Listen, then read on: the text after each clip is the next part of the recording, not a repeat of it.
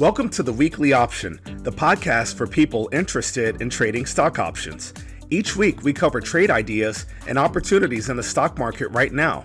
Whether you're a beginner, a professional, or just curious about options, this is the show for you. Let's get started. Welcome to the Weekly Option. This is episode 428 on May the 22nd, 2026. I'm your host, Eric, and in this week's show, we'll cover the trades from last week on Richtech Robotics, SELLAS Life Sciences Group, Hewlett Packard Enterprises, and Lumen Technologies. And we discuss 4 new trades on T1 Energy, Virgin Galactic Holdings, Ford Motor Company, and Marathon Digital Holdings. Now, it's always great to hear from listeners. If you have any questions about the trades presented here on the show or even about your own positions, feel free to email me. You can email questions to eric@theweeklyoption.com. That's ERIC@theweeklyoption.com. I've also created a few videos to teach you all the basics of option trading that you'll need to know to be able to follow along with me on the show. You can visit our website and click on the videos tab to watch them, or visit the YouTube channel for the Weekly Option. Now, the equity markets finished the week higher, with both indexes closing at new weekly highs. The Dow Jones Industrial Average jumped 1,053 points, closing at 50,579 points. The S&P 500 index grew nearly 65 points, ending the week at 7,473 points. And now it's time for the topic of the week. The topic of the week is using technical analysis. In my 25 years of trading, I've come across a variety of opinions on technical analysis. Some guys swear by it, others swear if you mention it.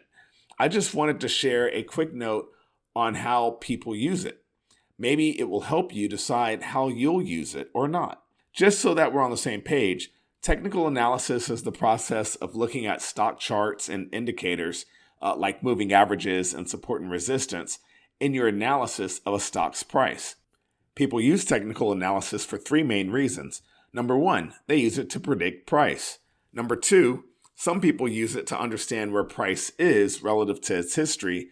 And number 3, some people use it as an indication of market psychology. When I was younger, I mostly used technical analysis to predict the price. Now, if it was as good at prediction as I thought it was, I would probably be sitting on a beach somewhere in the South Pacific right now. In my experience, technical analysis is a far better way to help you understand where price is, where it has been, and what other traders might be considering based on the price. For instance, when price touches support levels that are generally agreed upon by the market, I know there are people that are waiting to see if it bounces off of support or breaks through support. Personally, I don't want to guess which one it's going to do. I want to wait until price moves and then analyze the situation from there. There was a situation just this afternoon while I was watching the NASDAQ within the last hour of the day where I thought the price was going to push higher. One of my indicators had triggered, and I was sure the price was ready to break higher again. Thankfully, I was being patient. The second indicator I was watching had not triggered. Price ended up falling lower and lower. Having patience to wait for my second indicator saved me about $1,000. Rather than predicting a breakout to the upside, I was able to witness the sentiment pushing the stock lower along the moving average. My ego wants to predict markets, but I tend to make more money by trading what is there and using technical indicators to help me see what is actually happening. This is a much longer topic than we actually have time for here, but I hope this little bit helps someone. If you're consistently losing money while using technical analysis, ask yourself if you're using it the right way for your skill set. So let's get into the results of last week's trades.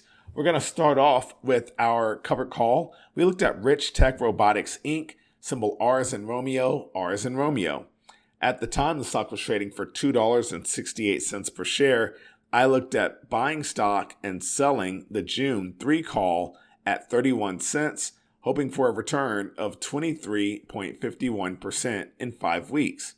Well, shares of Richtech lost 1 cent, ending the week at $2.67 per share.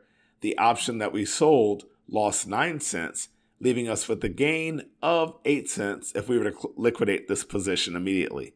Now, if 8 cents actually excites you, you should probably be trading municipal bonds, not options. All right, just teasing a little bit, just a little. But the stock price is still 30 cents above the break-even point, which means we are still in the profit zone on this trade and things are working out as planned so far. So no adjustments are needed at this point. Next up, we have the cash secured put on SELLAS Life Sciences Group, Inc., symbol S as in Sierra, L as in Lima, S as in Sierra. At the time, the stock was trading for $7.08 per share. I looked at selling the June 7 put at $1.25, hoping for a return of 17.86% in 5 weeks. Well, shares of SLS grew 69 cents, ending the week at $7.77 per share. The out-of-the-money put that we sold is even more out of the money. Now, the put we sold is losing value, which is a good thing. The stock price is more than $2 above our break-even price, so this trade is also working out as planned. No adjustments are needed. Next, we have our credit spread on Hewlett Packard Enterprise, symbol H as in hotel, P as in Papa, E as in Echo. At the time, the stock was trading for $33.10 per share. I looked at selling the June 33-32 put spread at 41 cents. That could give us a maximum possible loss of 59 cents per spread. Now, shares of Hewlett Packard jumped $4.47, ending the week at $37.57 per share. The out-of-the-money put spread that we sold is now even farther out of the money. The stock price is almost $5 above our break-even point, which means the trade is working out even better than planned. Keep an eye out on that stock price, obviously, but no adjustments are needed on this trade either. And then finally, we have our debit spread on Lumen Technologies, Inc., symbol L as in Lima, U as in Uniform, M as in Mike, N as in November. At the time, the stock was trading for $10.03 per share.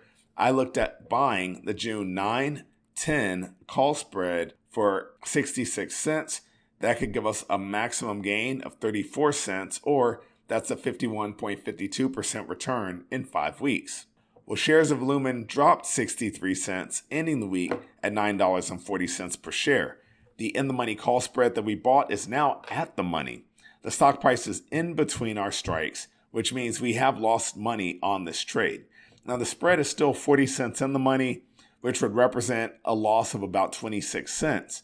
We would be justified to adjust the trade right now because the stock price is below our break-even price. However, I plan on delaying that a little bit because there's still 4 weeks until expiration, and the stock price chart, technical analysis again, the price chart doesn't look fully bearish to me just yet.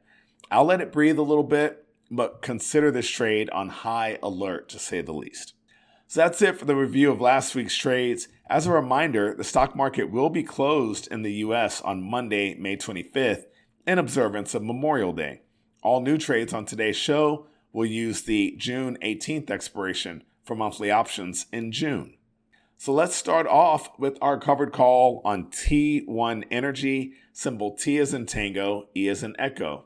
The stock ended the week at $8.07 per share. I'm looking at buying that stock and selling the June 8.5 call at $1.10, hoping for a return of 18.96% in 4 weeks. Now, you enter this trade by buying stock for $8.07 and selling the June 8.5 call at $1.10. This trade makes the most money if stock prices finish above $8.50 per share. The break-even price on this trade is $6.97 per share. In real terms, the stock purchase will require $807, and you'll collect $110 for selling the option. Next, we have our cash secured put on Virgin Galactic Holdings, symbol S as in Sierra, P as in Papa, C as in Charlie, E as in Echo. The stock ended the week at $3.24 per share. I'm looking at selling the June 3 put at 36 cents, hoping for a return of 12% in 4 weeks. Now, you enter this trade by selling the June 3 put at 36 cents. This trade will make the most money if stock prices finish above $3 per share. The break-even price on this trade is $2.64 per share. In real terms, You'll collect $36 for selling the put option, and you'll have $300 locked up in case you need to buy the stock. Next, we have our credit spread on Ford Motor Company, symbol F as in Foxtrot. The stock ended the week at $14.94 per share.